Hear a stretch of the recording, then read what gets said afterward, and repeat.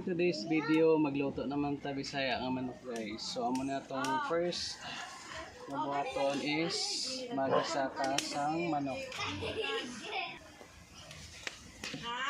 So ato sanay painito ng mantika, bombay.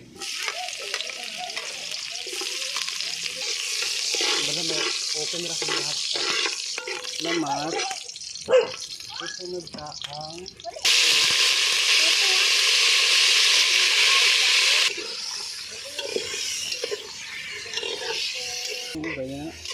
okay guys, since nagkulo na yung binisa natin kanina, so dati ilalagay ito yung papaya at hintay lang natin ito